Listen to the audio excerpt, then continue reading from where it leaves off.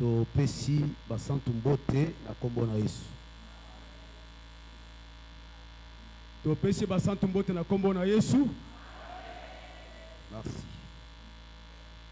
To leki na botangi ya makomi na kozwa ngo même ata 3 seulement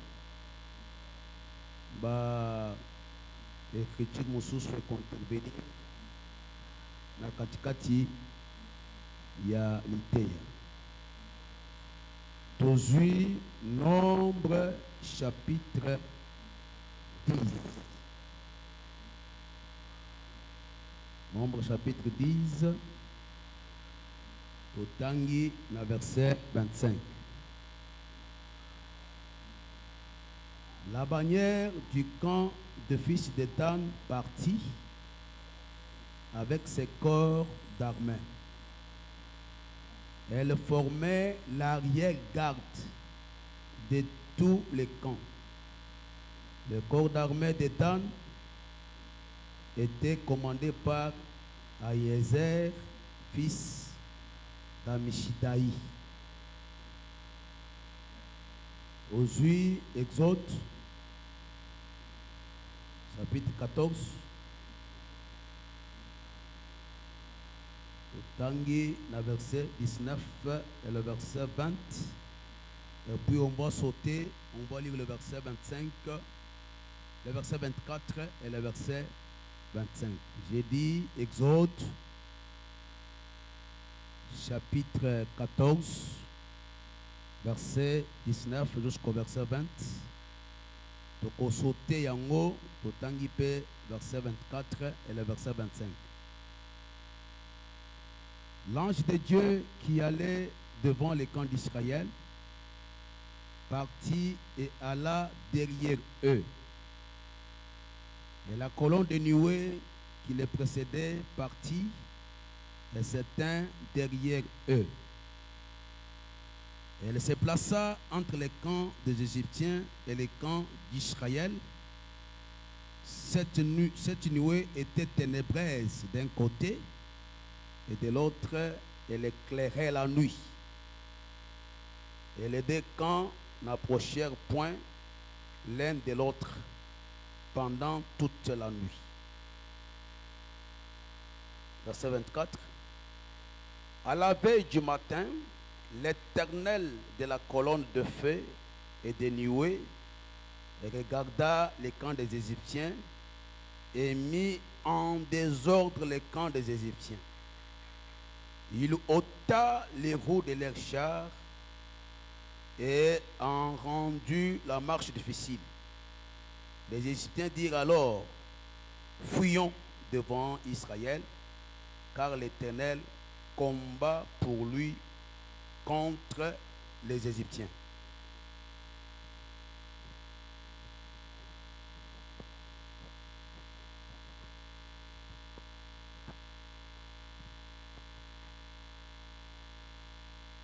Ok, likomi Yasuka. Luc chapitre 10, verset 19. Voici, je vous ai donné le pouvoir de marcher sur le serpent et les scorpions et sur toute la puissance de l'ennemi, et rien ne pourra vous nuire. Kolo apambola botangi yamakomi. Banza, on avait dans la semaine exhorté sur la planche de bois d'acacia placée debout. Awa to zolobela moi mouké sur Dan l'arrière-garde. Dan l'arrière-garde. Alingala tokolo bake Dan. Azaki lokola musien jeli na sima tango Israël azalaki kotambola. Voilà, c'est ce que nous allons expliquer ce matin. Un peu de temps et après, nous allons nous plonger dans la prière. Apesi na nous embelesi parce qu'il est le maître de temps des circonstances. Et il a permis dans son amour que de partager, de communiquer quelques grâces avec les saints de Bypass. Et Zaki Nanzela, il y a Moussali Naye, le pasteur Roger Kalala, un doyen. C'est lui qui, pour la première fois, je l'ai dit, Nayokaka Sango Yamakambo Oyo, Namunoko Naye, vers les années 90 et 91. Lors de son passage, il a parlé sur la vache rousse.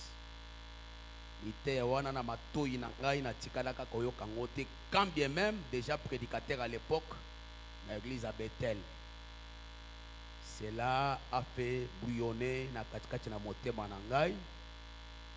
Et je peux vous dire que depuis lors, je retiens Nombre chapitre 19 comme étant une récitation. Et quand je prêche, il y a beaucoup de choses qui découlent là-bas. Donc je comprends que celui qui avait déposé la semence en tout premier lieu, viendra le temps, il y a Docteur Faria et les autres qui nous ont affermis dans la foi. Mais, sincèrement, l'itoyoyo, et ça là qui était Nakima Bethel, Nabanda Kolandaye, dans une assemblée chrétienne qu'il prêchait. Donc l'amour de ces choses, paix,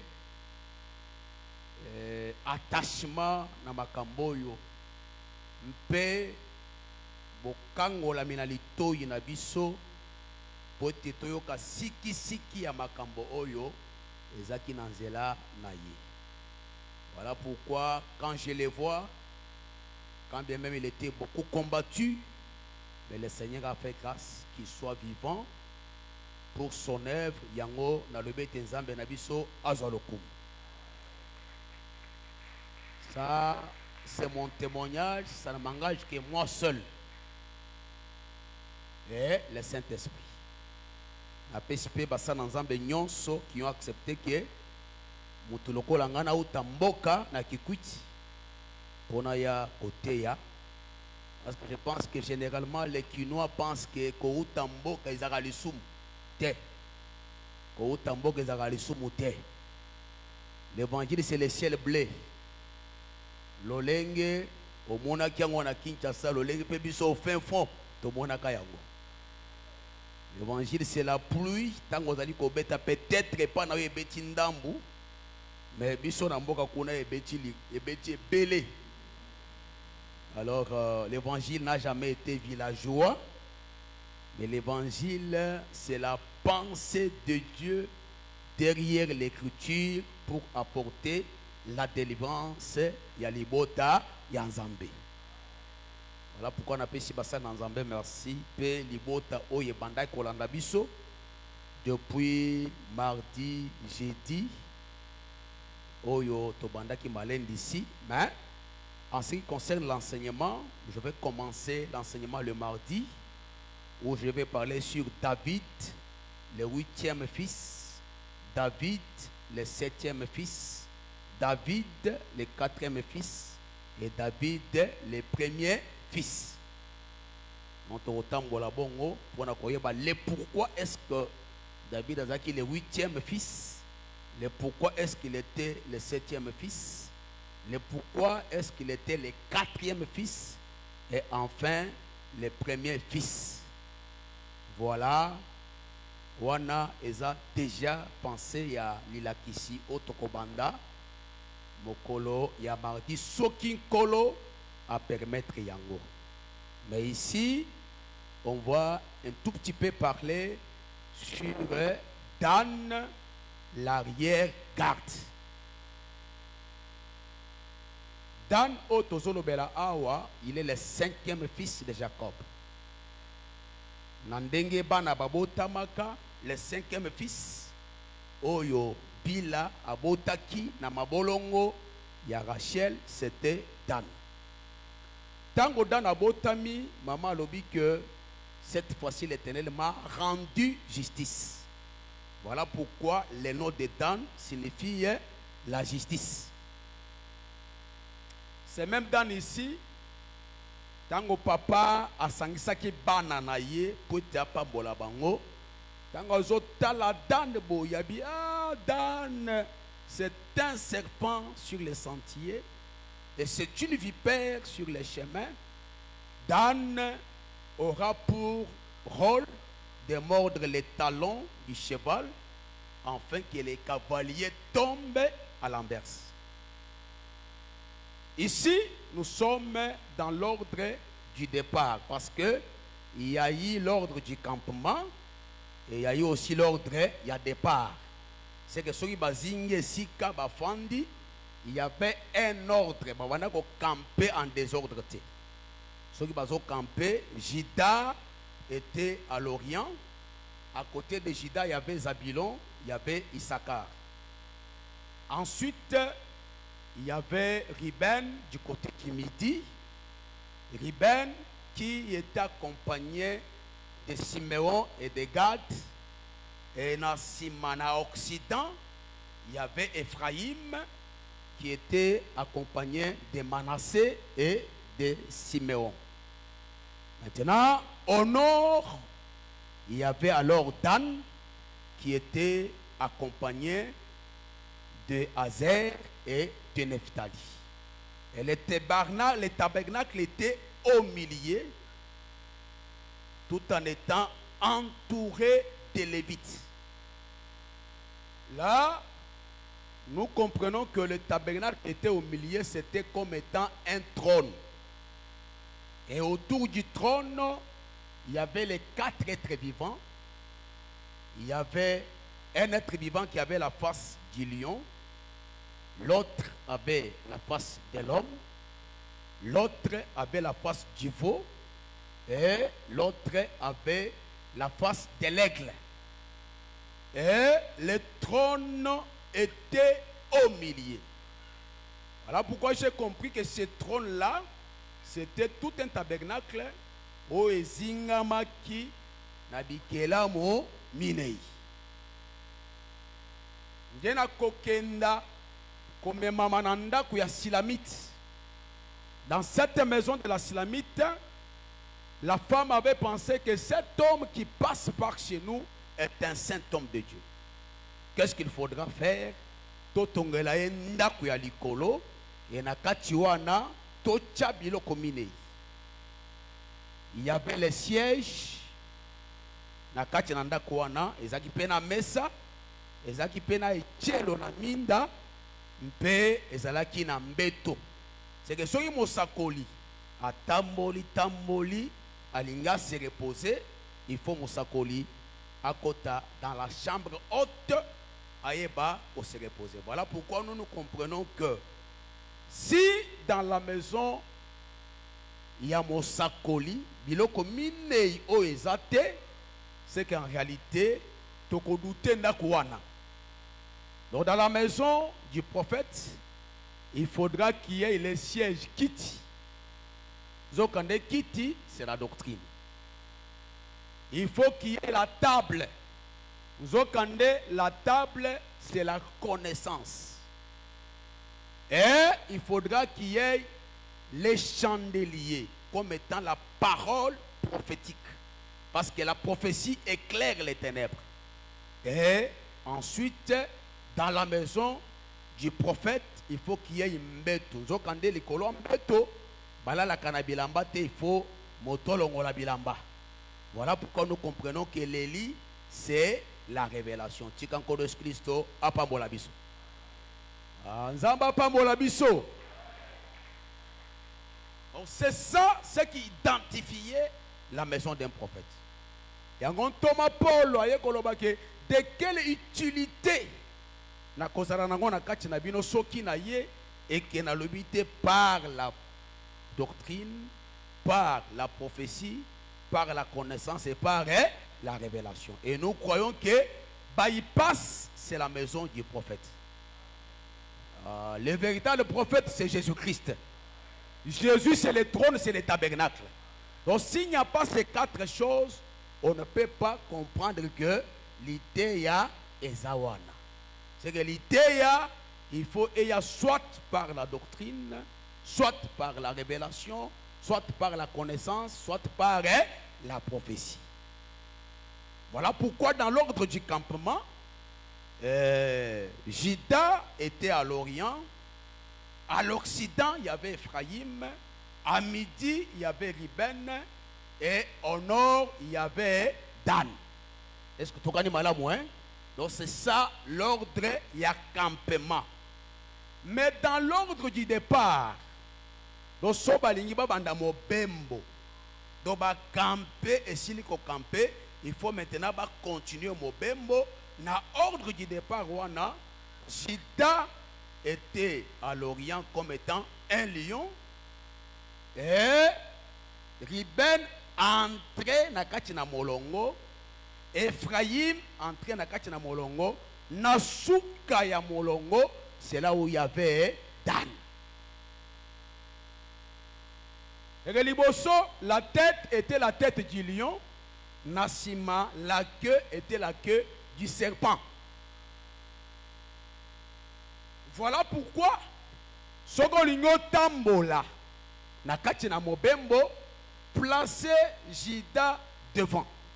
Parce que Juda Sokaza Liboso comme étant un lion, aucun animal féroce ne peut pas l'attaquer. Zamba Pambola Biso. Zamba Pambola Biso. Je crois que vous aimez l'enseignement, n'est-ce pas? Bolingagande liteya. Parce que ce qui liteya ezate, okomona te, okosimba te, pe okocontempler te. Wana nazana 1 Jean chapitre 1 verset 1. L'apôtre dit que ce que nous avons d'abord entendu, ce que nos yeux ont vu et ce que nos mains ont touché. C'est que pour toucher, pour voir, il faut d'abord entendre. C'est que l'entendre, il y a l'ilobande, il y a qu'avant, si koyo ko permettre yo omona, mpe yo osimba. C'est que l'iloba yango moko, soki muto bonite, soki muto simbite, en tout cas, et qu'on a la paix douteux. Mais l'iloba tango yaka, ezaka na objectif était moto amona, moto pe asimba. Na tongwa lelo. Soko pesi litoyo oyoki okomona mpe okosimba. Soko pesi litoyo oyoki nzambe okomona clair. Et soko pesi litoyo oyoki nzambe okosimba ce que tu as besoin. Voilà pourquoi Jésus partout où il entrait même dans la synagogue, la première des choses Jésus enseignait. Donc na biso basantu liteya nanu. Soki liteye tokomona pe tokosimba. Soko lingango loba amen plus fort. Donc soki oyoki te okomona te. Soko oyoki te okosimba pete. Yango Bartimée fils de Timée, lorsqu'il a entendu que Jésus passait, il avait entendu que Jésus passait. Abandi Koganga, fils de David, ayez pitié de moi. Ndeye sotuni, que veux-tu que je fasse de toi? Abin kolo, na lingi namo, namona. Tala posa abiso awa, ezake tomona pe tosimba. Voilà pourquoi j'aimais les bien-aimés Moïse. Moïse qui avait marché avec Dieu, Moïse qui avait vu de grandes choses avec Dieu, mais un jour, Moïse a dit, Seigneur, je vais voir ta gloire. Si kankolo atal sanke mono na vie na yo. Maladi wane sira na kombo na Yesu. Bila kelima be kweye na kombo na Yesu. Lipamole na yo na kombo na Yesu. Mais tout dépend de la manière que tu vas écouter. Nzamba basanto apambola biso. C'est que tango bazo tambola, Juda azaki liboso, accompagné des Zabulon, accompagné d'Issachar. Parce que moi je crois que Juda comme un lion, Azakalokola Mokambi, Issachar comme étant un porteur, Yabafordo, et puis Zabulon comme étant l'habitation. Parce que moi je comprends que ce qui Juda a Kambi, Issachar a Kocha Lipeka, pour même Mikumba, afin que les beaux tabakota na katia habitation na katikati na ndako. C'est que Zabulon c'est la maison, Issachar c'est un porteur, Juda c'est un conducteur. Nzamba pambola biso. Donc soki Juda za liboso, Issachar komema mikumba. Parce que nous croyons que le véritable Issachar, et ça va le qui était venez à moi. Vous tous qui êtes fatigués et chargés, et je vous donnerai du repos. Et la maison d'habitation comme Zabulon, c'est Jésus-Christ. Lorsque quelqu'un est dans la maison, il est exempté de toute intempérie. Colosse Christo, à pas moi la basante. Donc,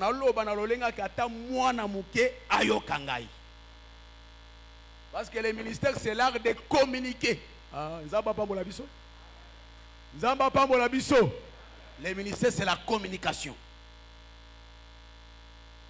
Alors, Ruben, à côté de Nakati, Ephraim, Manassé, Benjamin, à côté de Nakati, Nasuka ya Molongo, venait alors Dan, na Azer, na Nephtali, lokola arrière-garde.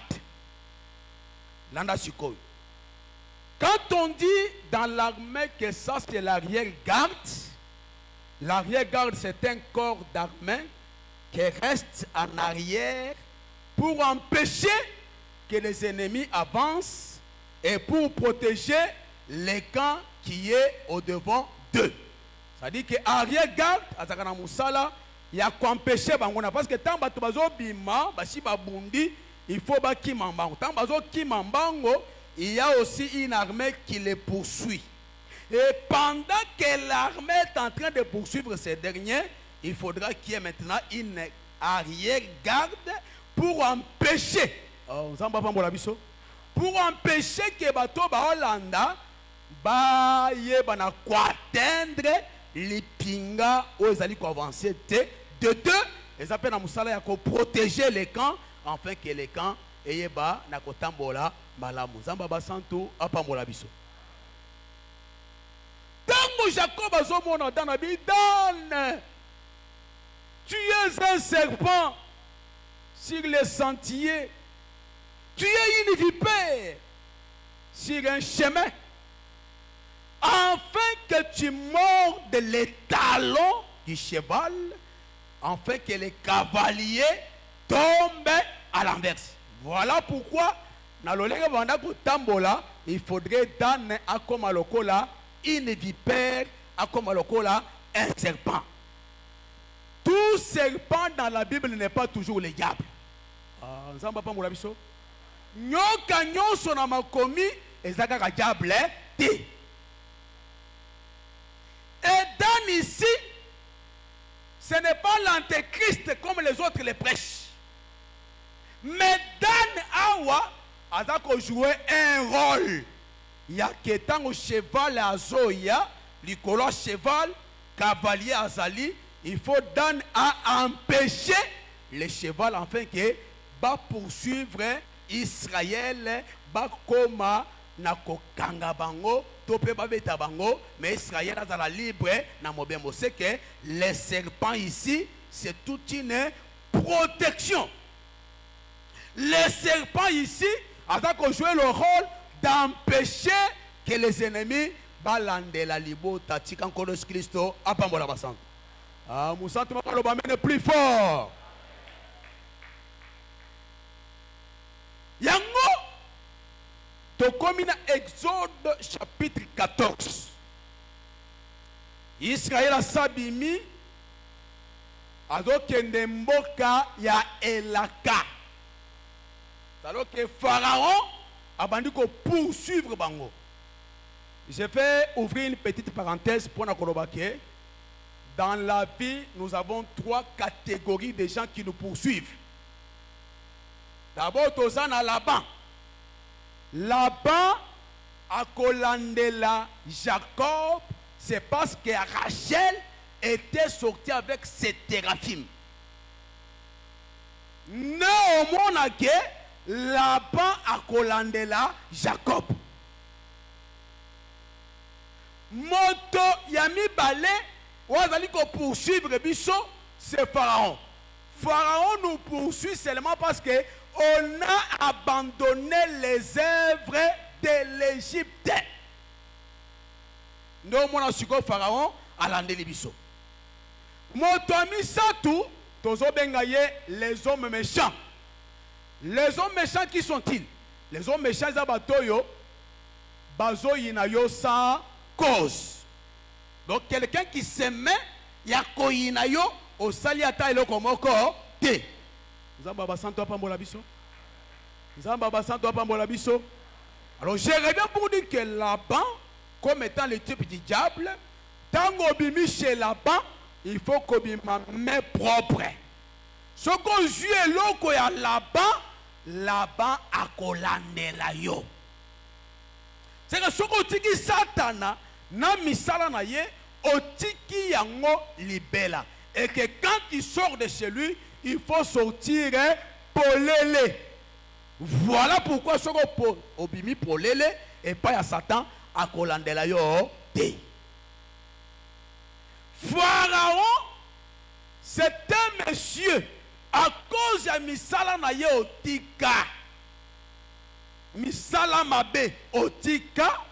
Alors Pharaon a robanda kolande la yo. Yango na nimaka ke bitumba na biso bana na Nzambe ezaka poto sumuki te, mais bitumba na biso eza parce que totika Satana na misala na ye nyonso.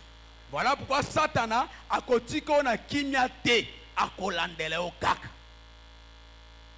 Les hommes méchants, ce sont les gens qui te haïssent sans cause. Donc, salier le côté mon côté, batondinga on a pe bazali. Au salier le côté, mais c'est seulement yakoyina yo. Zamba ba molabiso. Je prends l'exemple de ce qu'on lati talon. Ce qu'on lati talon et qu'on permettre yo denda, n'est-ce pas? Ce qu'on lati kaka talon, ezayote. Talon au lati wana. Tant qu'on a barqué les pas, au moins que ozo denda. Mais un homme méchant a koyina kaka po ozo denda. Mais yonde ozo denda te mais ça pato lati et zo permettre yo o denda. Maintenant un homme méchant a komona yo mutu yalo lento. A kobanda koyina yo sans cause. Ah, nzamba pambola biso. Nzamba pambola biso. Est-ce que vous voyez ndenge la lati veste boye na kitsama peka boye te? Ndenge basala ngo na ba epolete nazo tambola mapeka na ngai za likolo siko mutu motema mabe akoyina ngai pona lati veste oh azo matsa mapeka nazo matsa mapeka te ndenge batongi yango oh zamba pambola biso zamba pambola biso ndenge batongi yango eza ndenge nango omona yo oteyi libota lobi amen te. Est-ce que ngana zo beta bato fimbo po bani amen? Amen azamwana soki akolika tinonda kobima mais yetango ateyaka batu balobaka ba amen ngatango na teyaka batu balobaka ba amen te koyina ngai te ngamu nazo sala teke batu bandi amen mais liteyaka tina bango ndezo nibisa bango amen amen. Les hommes méchants baza même atana sherawa oh zamba pambola biso. Les hommes méchants baza même atana bayembi awa. Nana zoyemba c'est ma grâce. Ezangolu. Soki na yembi zamba sepeli libota pe ba sepeli. Mais soki o yembi batu balali. Yoko yinanga ponga na yemba batu ba sepeli ya yo batu balali te. Donc les hommes méchants eza bato ba yinaka biso sans cause. Mais ezala Laban, ezala Pharaon, ezala les hommes méchants soki balandi yo na nzela Zambe kaka akobundela yo. Voilà pourquoi ce matin je dis que même à là-bas, Wazolanda yo, akoda baterefim, akobomote parce que Jacob azawana. Nzamba pambola biso. Soki araché na za garder c'est à cause ya Jacob. Jacob c'est l'Éphésiens 4:11. Le corps ministère eza na kati na biso ata là-bas landelio akozo yo te. Ah, Moussa, tu me le plus fort. Pharaon comme le diable. Attends l'andelio. A coution en cela. A kokangayote. Zamba kofongola mer rouge. De manière que oleka. Bato bayinaka banana yo. Bayinaka moussala na yo. Bayinaka yomoko sans cause. Zamba confondre bango. Je dis ceci. Bato ba yinakayo sali bangolo komoko te. Ils se mettent à te combattre. Yo sali lo komoko te.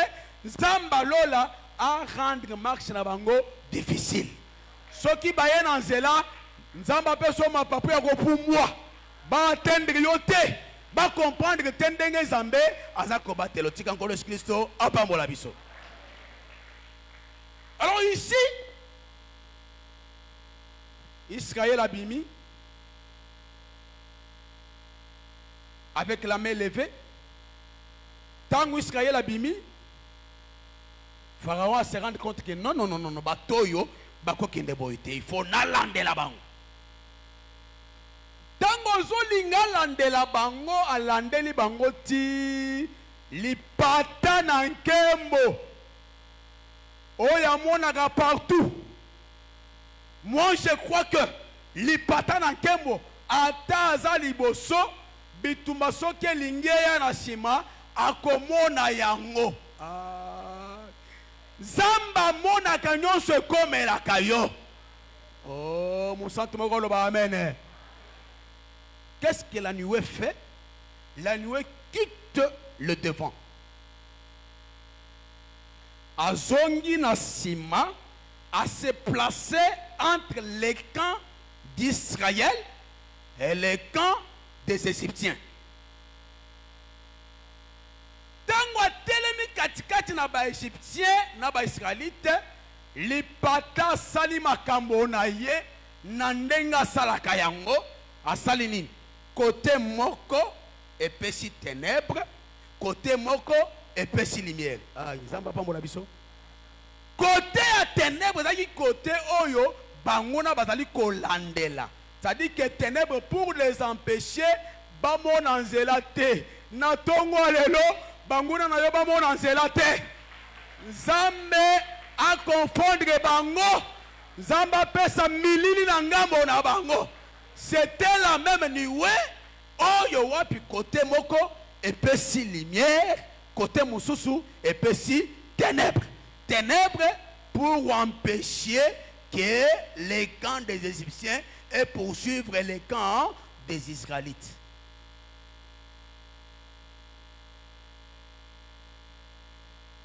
Et tant on lui patant en Kambo, on a verset 24, Babengango l'Éternel.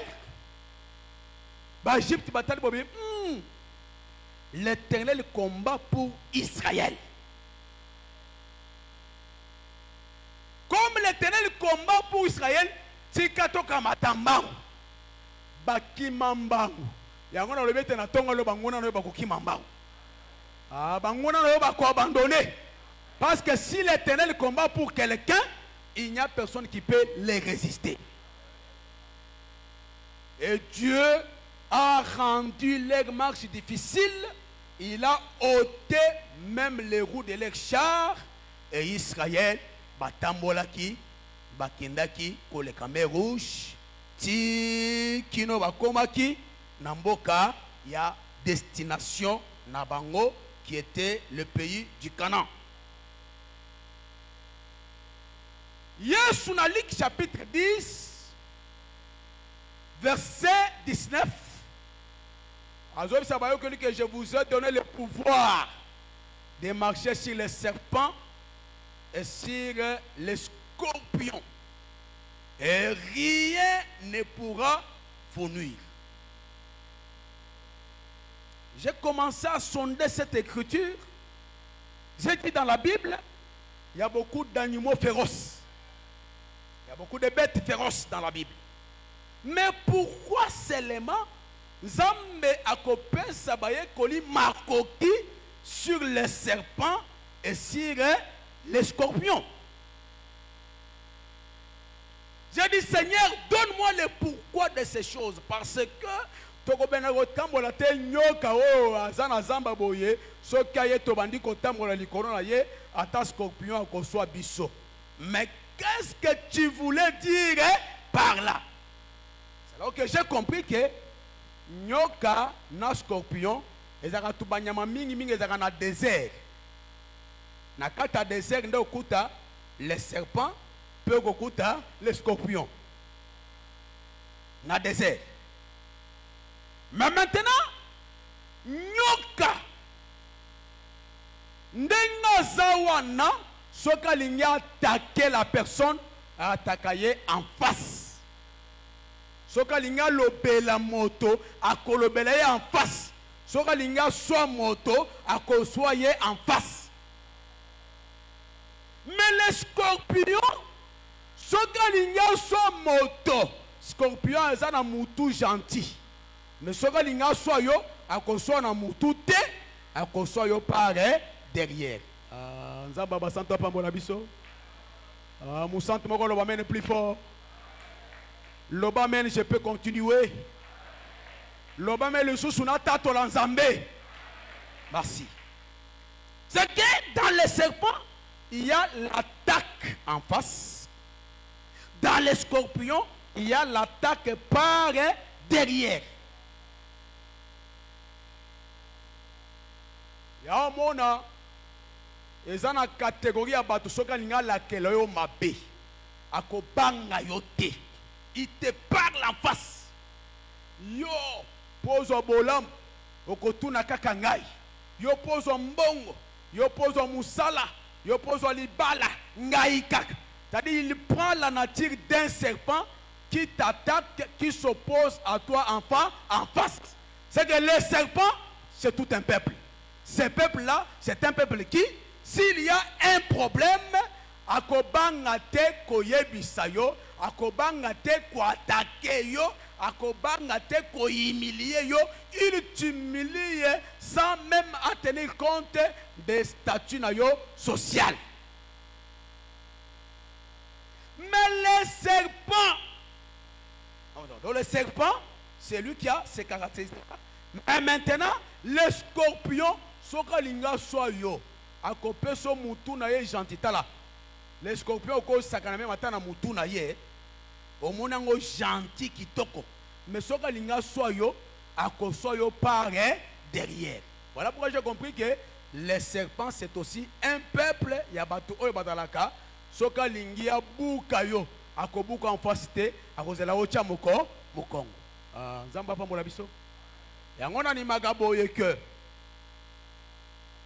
ba scorpion ne batoyo okolia na ye bien, okofanda na ye bien, okotambola na ye bien, mais soka linga bomba yo akozela ocha moko mokongo. Ce sont les hypocrites. Voilà pourquoi nous avons que le serpent c'est un esprit méchant et le scorpion c'est un esprit malin. Parce que nous avons deux esprits dans les Écritures. Il y a l'esprit malin et il y a aussi l'esprit méchant. L'esprit méchant, il t'attaque en face. Mais l'esprit malin, a koluka par quel moyen à côté la Nzambe a pambola biso. Nzamba a pambola biso. Mais néanmoins, le Seigneur nous a donné l'autorité de marcher sur les serpents et sur les scorpions. Je reviens pour nous expliquer que ceux qui donnent à qui arrière-garde, ils ont pointé, ils ont habitué en face de toi. Aussi, aussi comprendre yango, mais il y a aussi les combats qui viennent après toi. Ils ont habitué à penser. Ils ont habitué en téléchargement si vous voulez bien. Mais comme dans awa azozo na tire na Nzambe, Nzamba za capable ya kobundisa bitumbo ezo ya liboso na yo, na bitumbo eza na makanisi na bango, Nzamba za capable ya koétouffer yango. C'est que Dan otozo lobela awa asa Dan fils ya Jacob te, mais c'est Dan ici, c'est la personne de Jésus-Christ.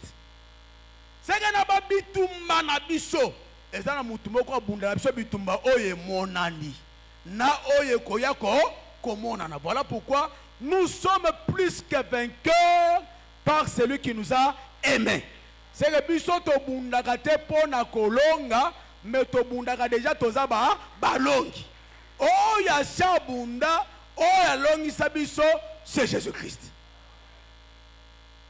Même matin na makanisi na bango babongisaki ete ba exterminer yo, ba bebisa yo, ba détruire yo. Le Seigneur est capable de kozonga na sima que tout fait ba penser na bango. C'est que ici je vais parler du combat. Pour na komba kezana bitumba mususu oya kaliboso o tomona kana misu ezapena bitumba mususu ezakana si na sima. Oya sima yo komona ngote menkolo nde akomona yango.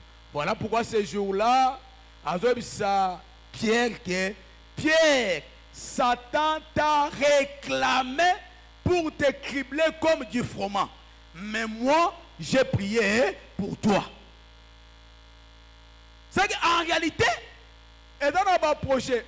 Ils ont un projet au diable à salara pour yo. Ils ont un programme pour ta destruction, pour ta perte, pour ta mort et pour tes échecs.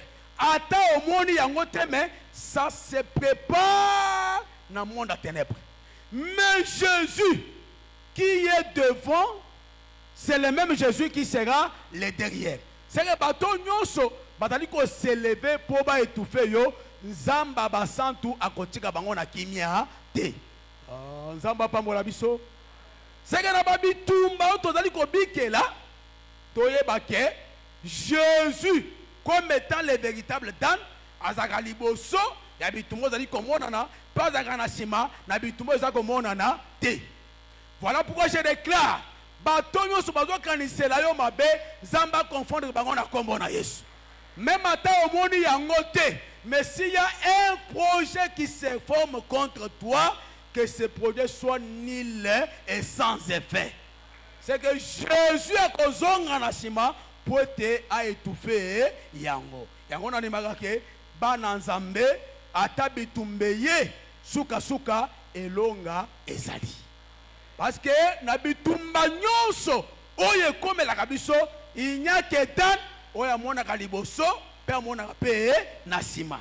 Yango na lobi na tongo lelo si tu es combattu na isika mosala même ba réunion zo sala mana nkuku nzamba mona yango pe a confondre yango. Même dans ton mariage, même dans tes entreprises, il y a les gens qui cherchent ton échec. Il y a les gens qui cherchent ta perte. Attends, non, moni bangote, ticket nzambe à confondre yango. Moi, dans nzambe, azana droit ko sala succès, pas na droit pe a kozala na réussite. Na tongo lelo et réussite pe succès landa yo na kombo na Yesu. Dans le véritable abundela yo. Même atana batozola na bango, ozo partager na bango, mais batona ba yina yo kala, nzamba étouffé makanisi na bango. Parce qu'il est dans oyo wapi aza lokola lipata na nkembo oyo abundaka pona biso pendant que banimi bazoya yazali ko empêcher bango pour que toi tu avances. Bitumano sozo landela yo, ezo poursuivre yo pour te balayer yo dans et là pour te abundisa bango afin que otambola liboso. Kende liboso na kombo na Yesu. Zwa kimia na motema na kombo na Yesu. Zwa esengo bungisa kala na kombo na Yesu. Zamba tombola yo na kombo na Yesu. Banguna na yo ba réussir te. Parce que oza Kasia qui est placé à être toujours debout. Nzamba basanto pambola biso. Zamba basanto pambola biso. Voilà pourquoi nous marchons. Toyebaka ke liboso azawana penasima azawana. Paul ozobisa Timothée dans 1 Timothée chapitre 4 verset 10. Abi tozo sala musala pona manso toko sala parce que tozo bunda bitumba oyo nzambe ashalongisa biso. Azoloba boye na 1 Timothée 6:12 alobete ya solo combat les bons combats en gardant la foi. Boye baké lité on azote ya ezalité ya mama olangité. Mais ezalité ya nkolo Yesu. Lité ya ke bitumba ezalaka. Même ata bitumba ezalaka mais elonga ezalaka toujours. Parce qu'il est écrit, ils te feront la guerre. C'est qu'en réalité, la guerre dans la vie d'un enfant de Dieu est cause d'angate yaka. Mais Christ dit que ils te feront la guerre et ils ne te vaincront pas. Est-ce que vous m'amène, hein? C'est vrai, bitumbe koya. Mais au koloba lokola Job que je sais que mon rédempteur est vivant. Quand bien même mon corps s'attachera à mes os, je sais que mon rédempteur est vivant, il s'élèvera les derniers. Le rédempteur de Job, c'est Dieu. Le rédempteur de ta vie, c'est Jésus. Akotombo makaka. Bitumba wane kosi la boyete. Parce que Naomi, ma fille, sois tranquille et regardons comment la chose va finir. C'est que Souka ya makamboyo okobima molongi. Souka ya bitumba oyo okobima molongi. Parce que yonde bundakate medane nda kombataka pona bombo na yo. Tika lileni chatongo lelo e fortifié yo na kombo na Yesu. Amen. Telema shikoto sambela nzambe.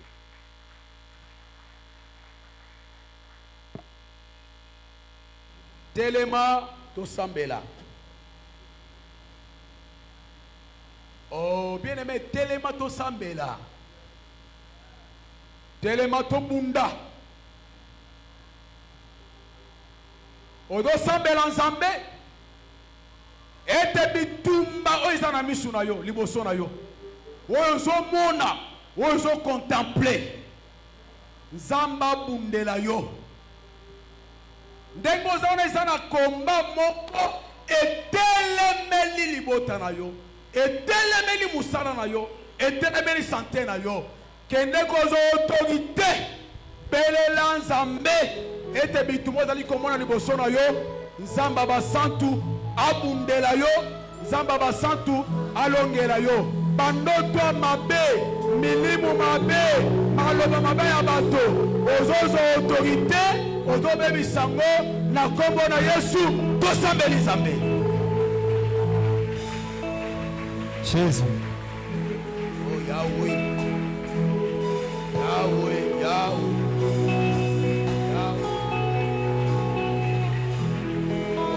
Samoya okiko salama. Oh Jésus.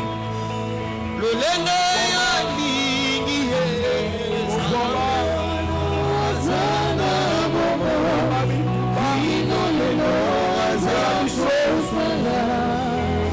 Samoya okiko salamaso.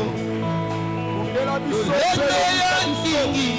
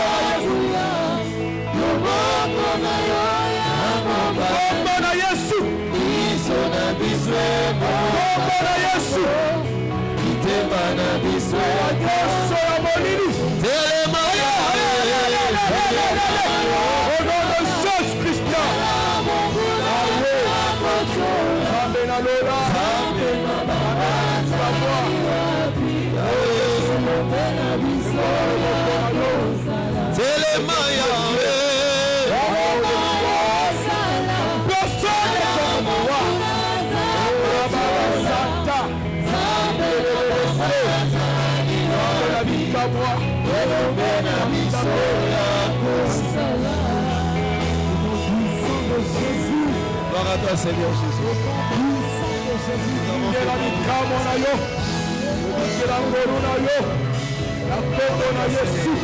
Au nom de Jésus-Christ. Gloire à toi, Jésus. Nous avons besoin de toi, Seigneur Jésus.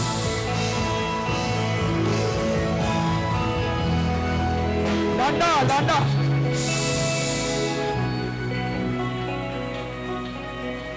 Ah, bien-aimé. Landa pour sambela bien. Tous aucun de ce côté les ma poursuite. poursuite ya diable na nsima na yo olingi avance tala elulu ya bato na nsima na yo mpona kofrene marche na yo mpona kofrene avancement na yo ezala bandoki ya famille oyo balandaka yo na nsima mpona kosurveille bamouvement na yo nyonso même na université même na baactivité même na lotomo bato nyonso balandelaka vi na yo nzambe akonfondre bango bato nyonso balukaka perte na yo balukaka chute na yo ozosambeli te nzambe akonfondre bango bapoursuite ya Laban bapoursuite ya Pharaon bapoursuite ya bahomme méchant bato bazoyina yo sans cause baza wana bazali koluka ete babeta yo mbasu bazali koluka ete babebisa yo musala bazali koluka ete babebisa sante na yo ozobeta maboko ozorendre bango nile sans effet na kombo na Yesu Kristo. Yahweh, Yahweh, Jésus. Disangu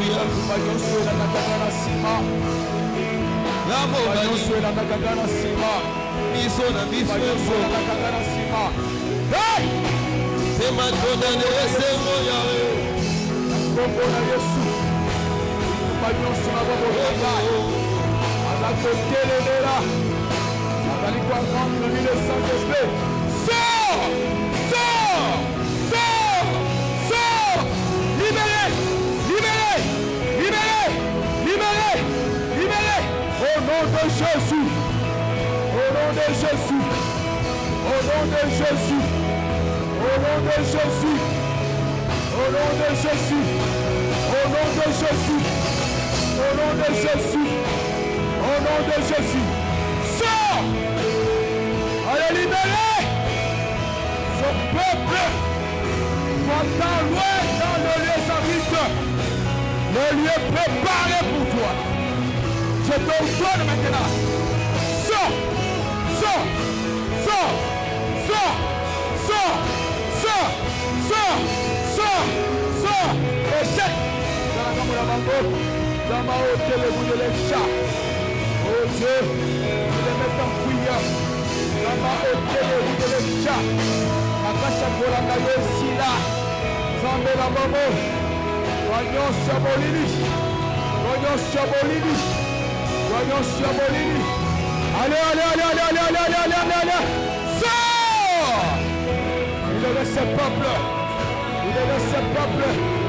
Rambasi Sabagoma casse. Rambasi Sabagoma casse à Kolanga. On s'est détourné de toi. Au nom puissant de Jésus. La combo de Jésus. oh boko na yo ya mobali oh Merci. boko na yo ya mobali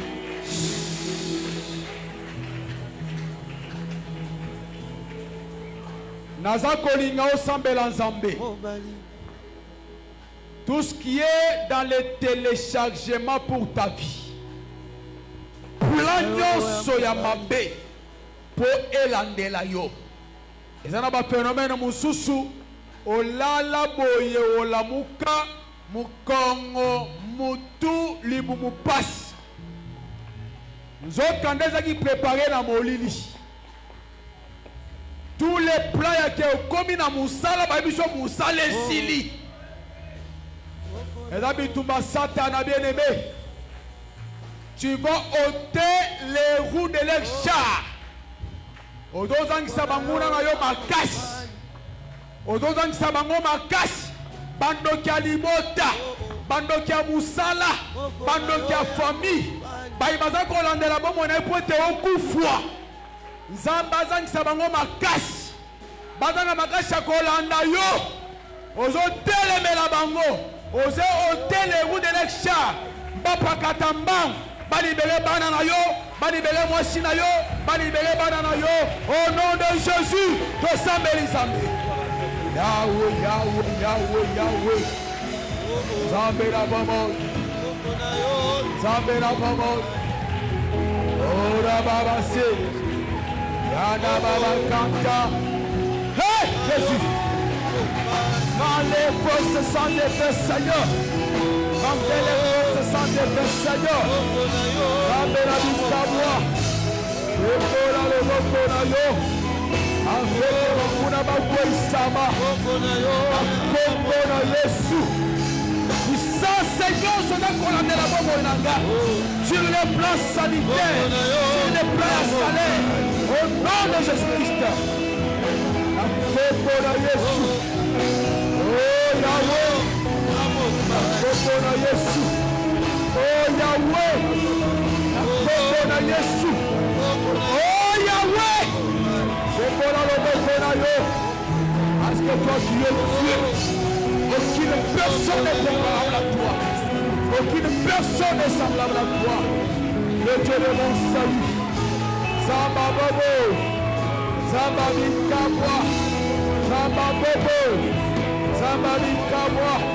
Et dans mon Seigneur. Oh, demande ton serviteur. Parce que toi, tu es merveilleux. Tu es grand, tu es redoutable. Personne ne peut nous parce que nous allons s'emmener. Nous allons s'emmener. Nous allons s'emmener. Nous allons s'emmener. Nous allons s'emmener. Nous allons s'emmener. C'est pour le Mokonayo. Pour le Manakwachi. Parce que toi tu es Dieu. Tu es grand. Tu es redoutable. Que ton nom soit béni. Que ton nom soit loué. Que ton nom soit exalté. Parce que toi tu es Dieu. Au nom de Jésus, à cause de Jésus.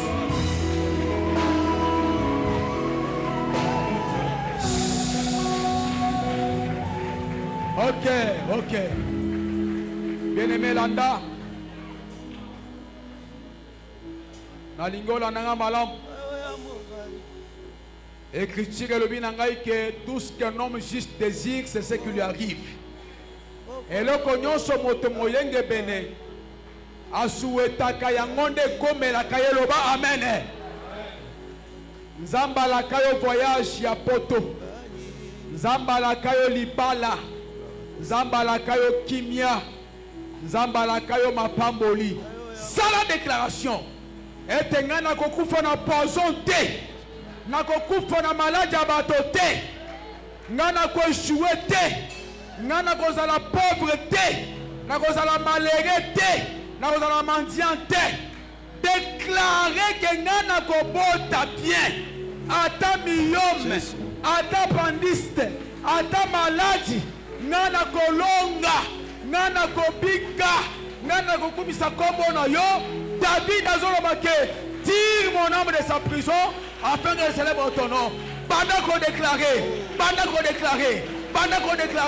pour la bobo na yo, pour la santé na yo, pour la ministère na yo, pour la bitumba na yo, pour la longa na yo. Pendant qu'on déclare la stabilité, Zamba stabiliser yo, Zamba ne soit pas là, Zamba pas mon aliment na yo, Zamba pas mon musala yo. Tout ce que tu peux faire et réussir ensemble et accompagner yo. Mansoko sala, Zamba mona yo, Zamba tambola na yo, Zamba bate na yo, Zamba pambola yo.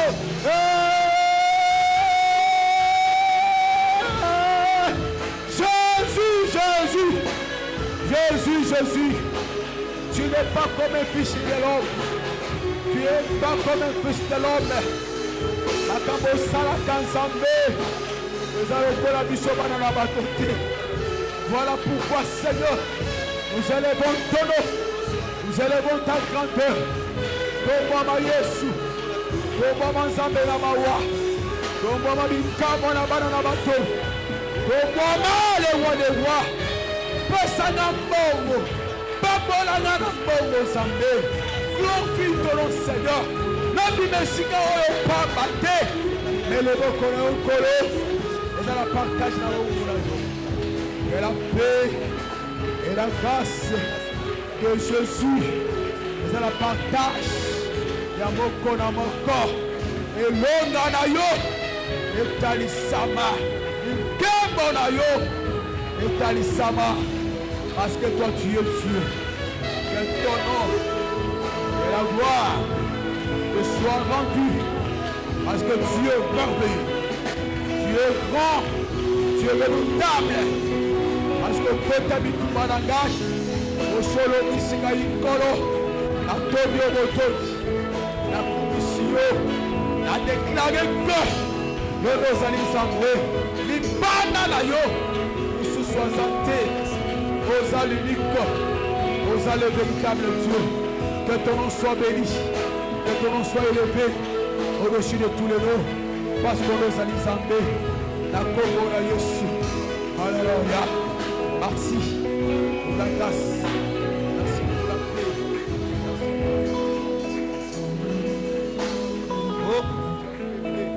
Maboko na yo ya mobali. Tombola maboko likolo. Ata oza kuna likolo, tombola maboko likolo. Banda kwadoge nzambe. Banda kokumisa ye oya kota bitumba na yo. Pe oya salongisi yo. Okobima awa ndenge okota kite. Ozobima na elonga loba amen.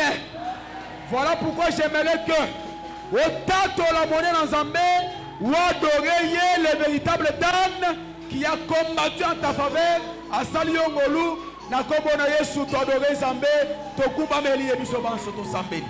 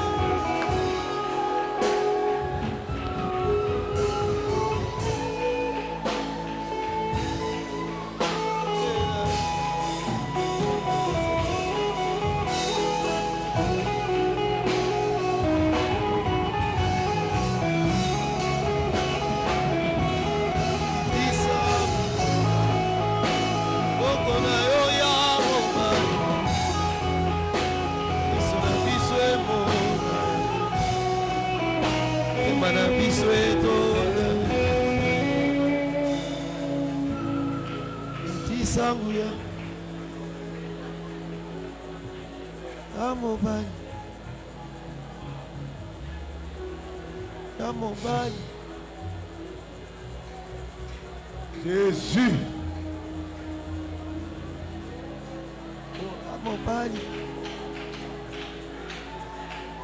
Jésus.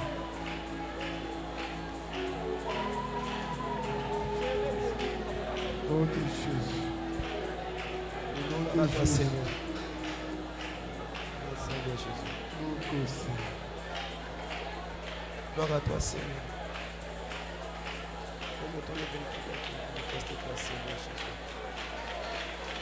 Oh Jésus. Jésus. Seigneur,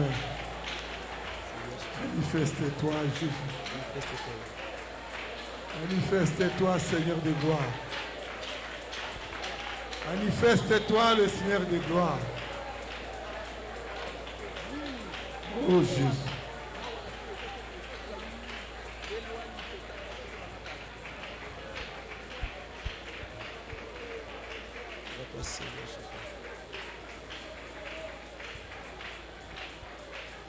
Deko yoka makanisi na biso liboso ya nkolo kaka na nzela losambo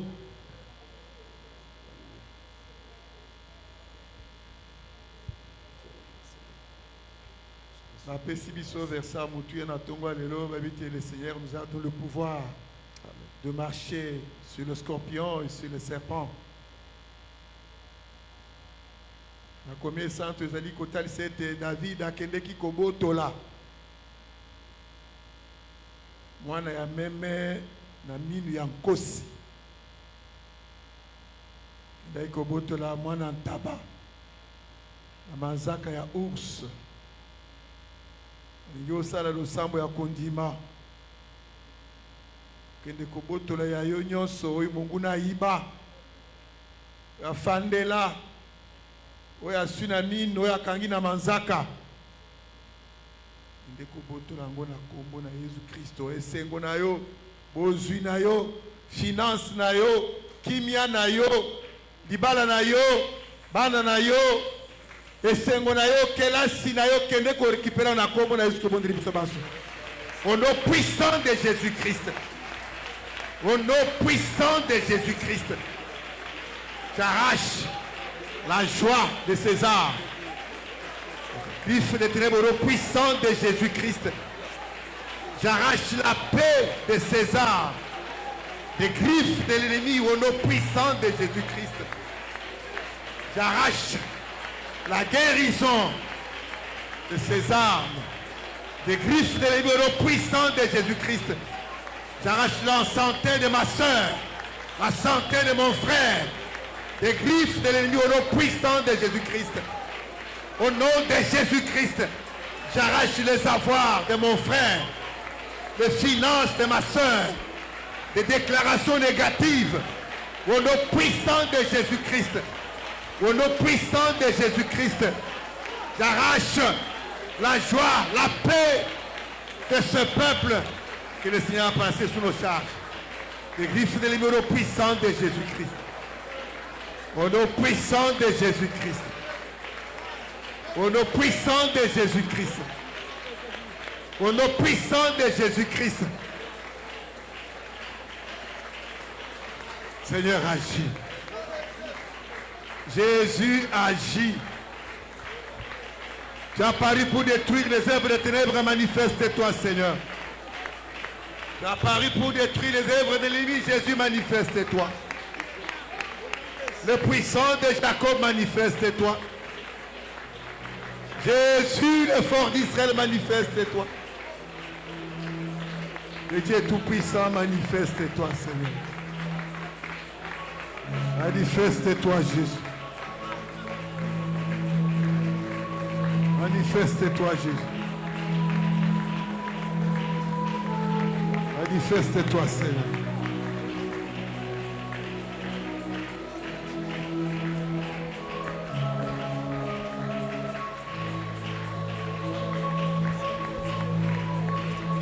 Oh, Jésus.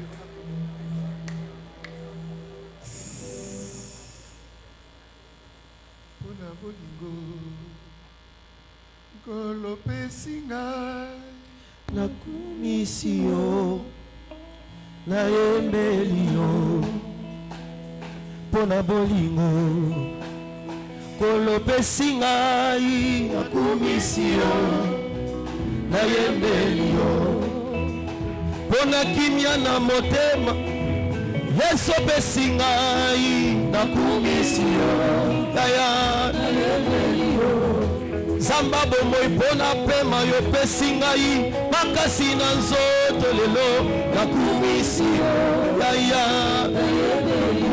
Zambe Olo yes Olo yes Eka oyo Olo yesu nanga Olo yesu nanga Nanguma melia Zambe Wapio Ozama lamwe Meka oyo Meka oyo Meka oyo Meka oyo Atana basi Ataminyoko Nakosimasa Nawe Ata Eligia Esilinga Nakosimasa Kobona Yesu pesa melibiso Mosusu nani Yesu Kobona Yesu semwa motema nanga Mosusu nani Yesu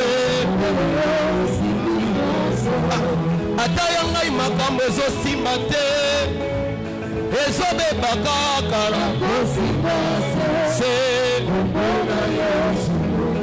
soki elikya esilinga kombo na Yesu epesameli biso mosusu nani Yesu kombo na Yesu esengwa motema na nga mosusu nani Yesu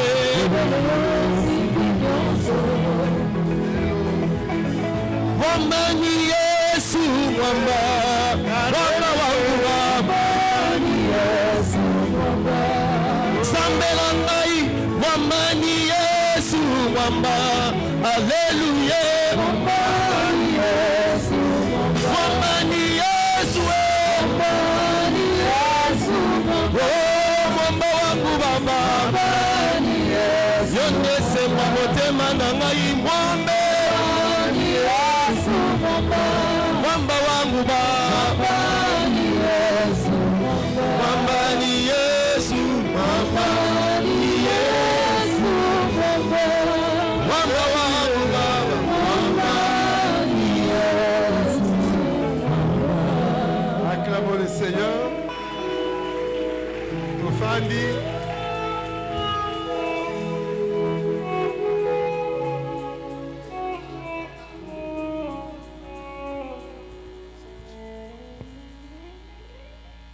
Tolobi Zambe apambola yo. Apambola mumbu na ye pasteur Timothée.